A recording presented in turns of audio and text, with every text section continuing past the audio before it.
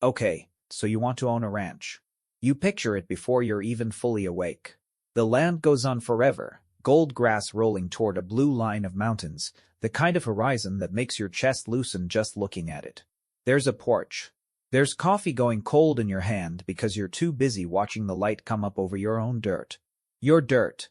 100 head of cattle drift across the pasture like slow weather. A good dog leans against your leg. Somewhere a horse stamps in a barn that smells like hay and leather and cold morning air. No boss. No commute. No fluorescent lights. Just you, the sky, the animals, and the quiet, permanent feeling of having built something real, something you can walk out and touch, something your kids will inherit, something the stock market can never delete. You imagine selling your beef to neighbors who shake your hand. You imagine the words on the mailbox, the family ranch. That's the picture. That's what the movies sell you, what the real estate listings sell you, what 100 years of Marlboro ads and Yellowstone episodes sell you. Here's the problem. Almost none of that is where the money is, and a great deal of it is where the money quietly dies. Because behind that horizon there's a fence line that costs more than a new car to replace, a water well that can run $40,000 dry hole, a hay bill that shows up every single winter whether or not you had a good year, a tax bill, an insurance bill, a vet bill, and a cattle market that can hand you a record profit one year and a gut punch loss the next, for reasons that have nothing to do with how hard you worked. Some ranchers lose money on the cattle and don't even know it. Some make their whole living off things that have nothing to do with cattle at all. And some, the ones who actually get rich, figured out something about ranching that has almost nothing to do with cows. So let me give you the reframe that this whole video is built on. A ranch is not really a cattle business. It is not really an agriculture business. It is a land business that happens to have cattle standing on it as a way to pay the taxes. Read that again. By the end of this, you'll understand exactly where every dollar goes when you own a working cattle ranch, the true entry price, the costs nobody puts in the spreadsheet, the one counterintuitive fact that flips the whole thing on its head, how the money actually comes in, what makes it all fall apart, and why the wealthiest ranch owners in America are, quietly, not really in the beef business at all. And I'll walk you through the rise and fall of what was once one of the largest ranching empires on Earth, 3 million acres, so you can see exactly how this ends when it ends badly. Stay with me, because the last number I'm going to show you reframes everything that came before it. Now, before we talk about money, we need to talk about what a ranch actually is. Because ranch is one word covering at least 4 completely different businesses that happen to share a look. Some ranches are cow-calf operations. You keep a permanent herd of mother cows, you breed them, and every year you sell the calves. That's the classic image, and that's the one we're focusing on today, because it's what most people mean when they say, I want a ranch. Some ranches are stocker or backgrounding operations. You buy young cattle, put weight on them on grass, and sell them a few months later. That's not a herd, that's a trading business with hooves.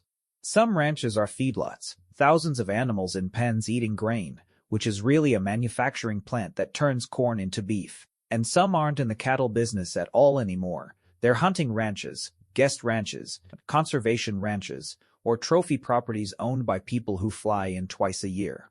Those are not 4 versions of the same job. They're 4 different companies with 4 different balance sheets. Confusing them is the single most expensive mistake a first-time buyer makes. So for the rest of this, when I say ranch, I mean the dream version, a working cow-calf ranch, running mother cows on grass, selling weaned calves in the fall. Good. Let's talk about what it costs to walk through the door. The biggest number, the one that stops most people before they start, is the land itself. According to the USDA's National Agricultural Statistics Service, the average value of U.S. farm real estate in 2025 was about $4,350 per acre. But that number includes prime Iowa cropland, and you're not buying cropland, you're buying grass. Pastureland, the stuff cattle actually graze, averaged around $1,920 an acre nationally in that same 2025 report. And it swings enormously by state. Out in Wyoming, raw ranch acreage can run closer to $1,500 an acre. In New Mexico, under $2,000. In parts of the Texas Hill Country or anywhere near a booming town, that same acre can cost $10,000, $20,000, $30,000, not because the grass is better, but because someone might build houses on it someday. Here's where the first hard lesson lives. The price per acre and the profitability per acre are two completely different numbers, and they often move in opposite directions. The cheap land is cheap for a reason. It's dry. It's remote. It takes more of it to feed a single cow. Which brings up the most important word in ranching you've probably never heard: carrying capacity. That's just how many acres of a given piece of land it takes to feed one mother cow and her calf for a year. On lush, well-watered pasture in the humid South or Midwest, you might feed a cow on 2 or 3 acres. On dry western rangeland, it can take 25, 40, even 80 acres to feed that same single cow. Let that land for a moment. On the cheap ground, you might need 40 acres per cow. So a herd of 200 cows, a real, respectable ranch, could require 8,000 acres of that cheap land. At $1,500 an acre, that's $12 million. Just for the dirt. Before a single cow. Before a single fence post. So already you can feel it. This is not a business you enter with a down payment and a dream. This is a business you enter with a fortune, and then spend the rest of your life defending. And now we get to the part nobody puts in the brochure. The infrastructure. The stuff that turns a piece of empty land into a functioning ranch. Because raw land is not a ranch. Raw land is a very expensive lawn. First, water. This is the one that breaks people. Cattle drink a lot. A cow can put down 20 to 30 gallons a day in summer heat, and if your land doesn't have reliable water, you have to make it. Drilling a well can run anywhere from $15,000 to $50,000, and here's the cruel part: you pay whether or not you hit water. A dry hole is money poured straight into the ground. Then you need pumps and pipelines and storage tanks and often solar systems to run pumps where there's no power line for miles. Building out water on a large ranch can run tens to hundreds of thousands of dollars over time. On rangeland, water isn't a utility. Water is the whole game. Second, fencing. It sounds trivial. It is not. Good perimeter and cross-fencing runs somewhere in the range of $10,000 to $30,000 per mile depending on terrain and materials, and a large ranch has a lot of miles. You cross-fence because you don't graze all your land at once. You rotate the cattle to let grass recover, and every one of those divisions is another fence, another gate, another expense that has to be maintained forever, because a fence is not a thing you build. It's a thing you repair for the rest of your life. Third, the working infrastructure. The unglamorous bones. Corrals and cattle chutes to safely handle and treat animals. Loading pens. Barns and hay storage. A squeeze chute alone can be several $1,000s. A full set of corrals, tens of thousands. And equipment. A decent used tractor is $30,000 to $80,000, and you'll want a stock trailer, a flatbed for hauling hay, and a truck that can actually pull it all. Add $100,000 and you've barely started. Fourth, the herd itself. Because remember, the land doesn't come with cattle. In today's market, a bred cow, a mother cow carrying a calf, can cost you anywhere from $2,500 to well over $3,500, and prices in recent years have been at genuine record highs. 200 of them is somewhere around $600,000 to $700,000 in livestock, animals that can get sick, get struck by lightning, or die in a blizzard. That's not equipment. That's inventory with a heartbeat. So far so good, right? You've bought the land, drilled the water, strung the fence, built the pens, bought the herd. You are, on paper, a rancher. And you have not yet earned one single dollar. Now here's where it gets interesting.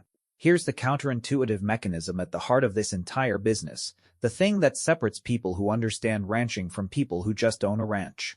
The cattle, on their own, barely make money. In many years, they lose it.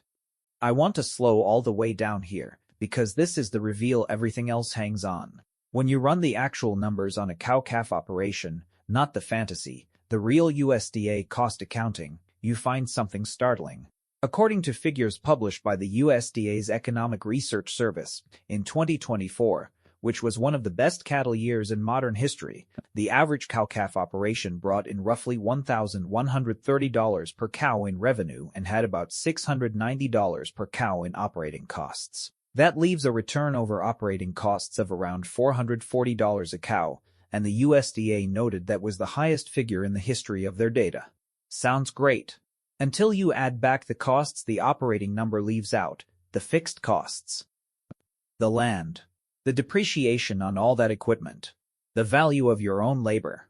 When you fold those in, total costs in 2024 ran right around $1,060 a cow by industry estimates. So even in a record year, the true profit margin on the actual cattle was razor thin. And in a normal year, the USDA's own data shows that as recently as 2019, cow-calf returns were roughly negative $200 a head. Negative. In an average year, once you honestly charge yourself for your land and your time, the cows roughly break even. That's the business. That's the thing on the brochure. So if the cattle barely pay, why does anyone do this? Because, and this is the whole secret, the cattle were never the asset. The land is the asset. The cattle are just the crew that keeps the asset alive, keeps it classified as agricultural, keeps the tax bill low, and keeps the grass from turning into brush while the real money, the land value, compounds quietly underneath it, year after year, decade after decade. The cows aren't the business. The cows are the excuse to own the land. Once you see that, everything about how ranches actually make money starts to make sense. So let's talk about the revenue, the real revenue, in layers. The first and most obvious layer is calf sales.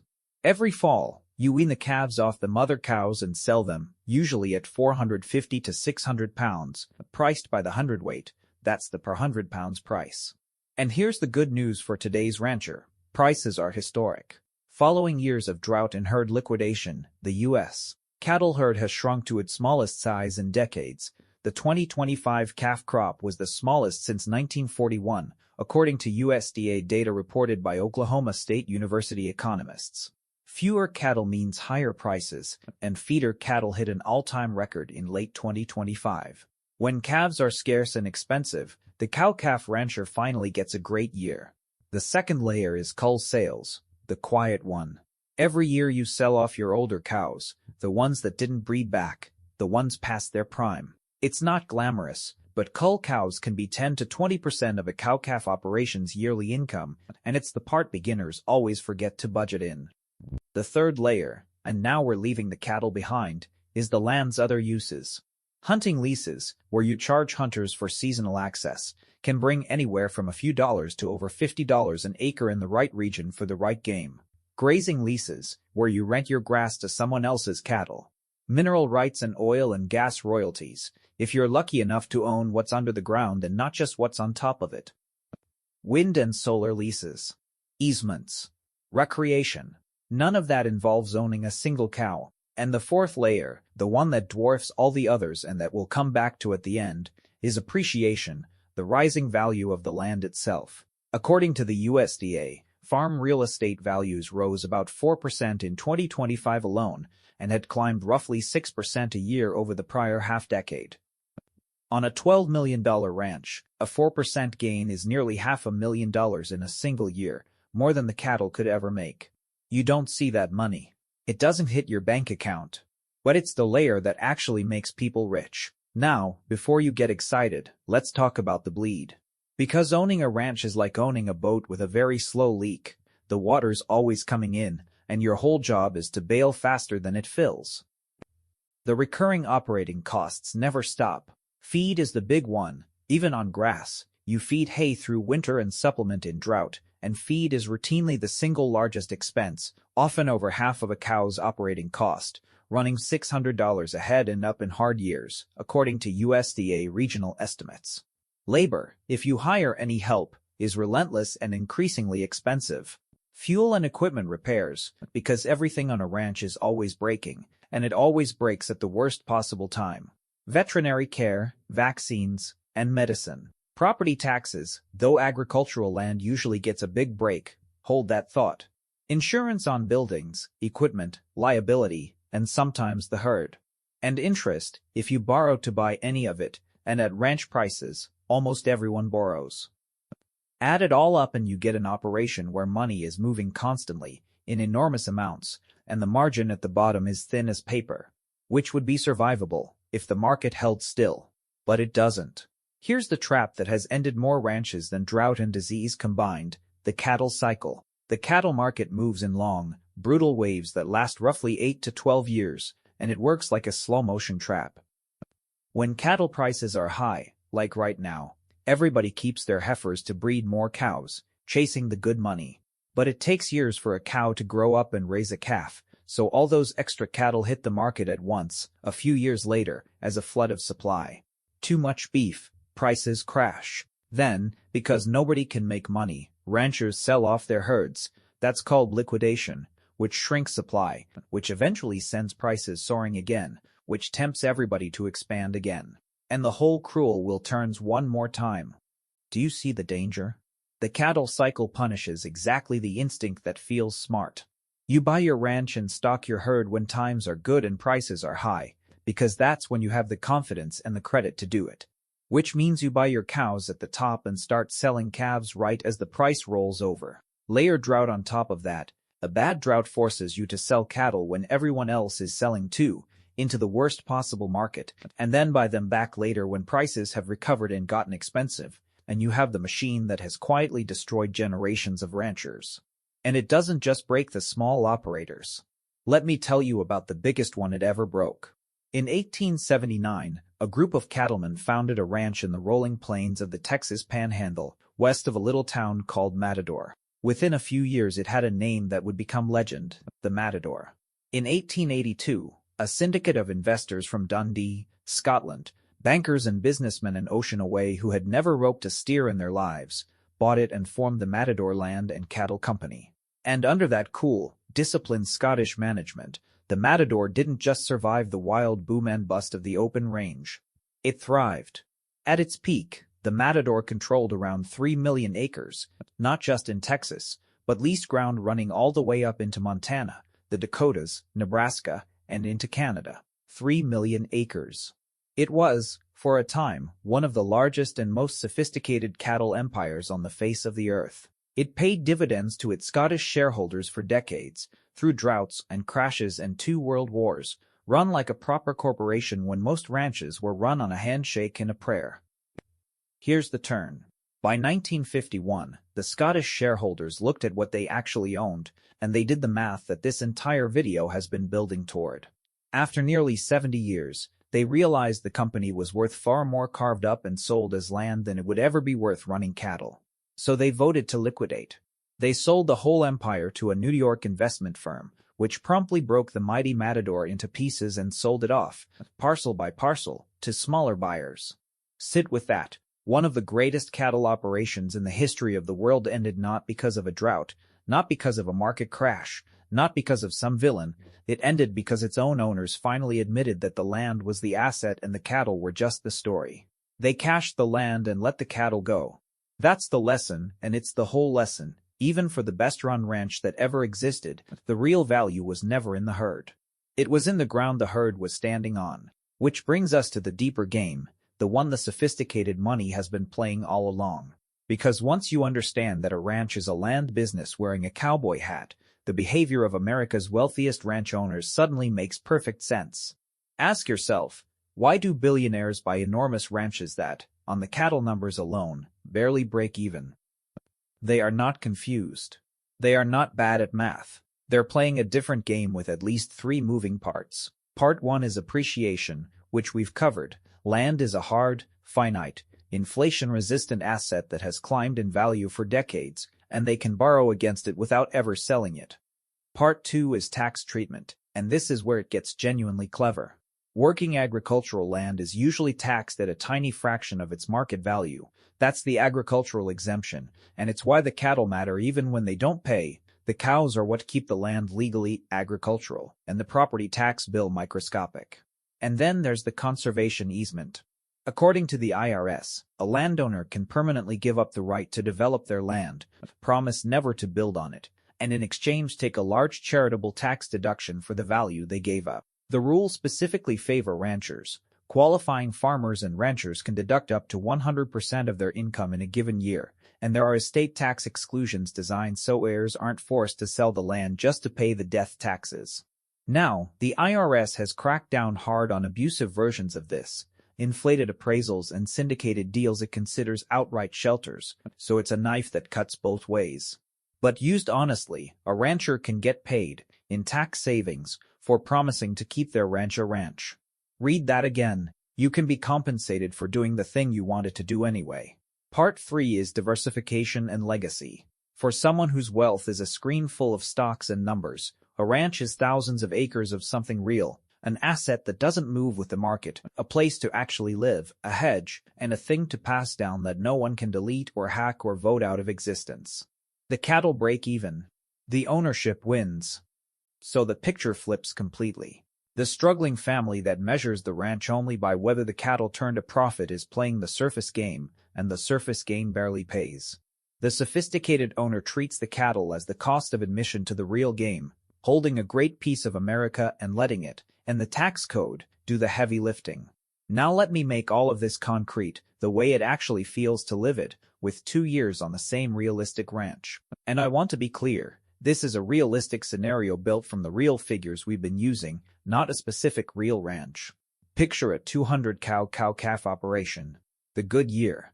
It's a year like 2024 or 2025. The herd's been shrinking nationwide, calves are scarce, and prices are at record highs. Your 200 cows each wean a good calf, and you sell them into a hot market. On the cattle side, you clear a genuine profit, say somewhere around $400 a cow over your operating costs, so roughly $80,000 from the herd. Your hunting lease pays, your cull cows sell well. And underneath all of it, your land quietly appreciates 4% on a multi-million-dollar property that alone is hundreds of thousands of dollars you can't spend but can borrow against. On paper, you're up big. You feel like a genius. You start thinking about buying more heifers. The bad year. 2 or 3 years later, the cycle has turned. All those retained heifers across the country have flooded the market, and prices have rolled over. Worse, a drought settles in. Your grass burns off in July, so now you're buying hay at panic prices to keep cattle alive. Feed costs explode. The water table drops and one of your wells needs work, another $20,000. You're forced to sell calves into a falling market and cull deep into your herd just to have enough grass for the survivors, selling animals you paid record prices for, at a loss, at the worst possible moment.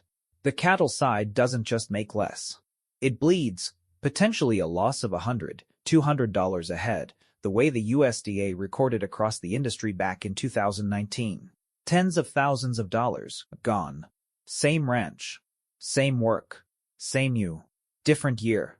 That's the business. Not one number, but two. A good year and a bad year that can be $400 a cow apart, and you don't get to choose which one shows up. The people who survive are the ones who never bet the ranch on the good year, who kept enough cash and enough grass in reserve to outlast the bad one. Because in cattle, the bad year isn't a risk. It's an appointment. It's coming. You just don't know the date. So let's go back to that porch. The gold grass, the cold coffee, the cattle drifting across the pasture like slow weather, the mailbox that says the family ranch. All of that is real. Every bit of it. You really can wake up to that horizon and stand on ground that is genuinely, deed in hand yours. But now you know what's holding it up. You know that the cattle out there are barely paying their own way, that the fences and the wells and the hay are bleeding you a little every single day, that the market is going to turn on you on a schedule you can't control, and that the biggest number in the whole enterprise, the one that actually makes people wealthy, is the silent one, the land itself, rising underneath your boots while you're busy chasing calves. The Scottish owners of the Matador understood it after 70 years. The billionaires buying up Montana understand it today. And now you understand it too. The cattle were never the business. The land was always the business. The herd isn't the ranch. The ground is.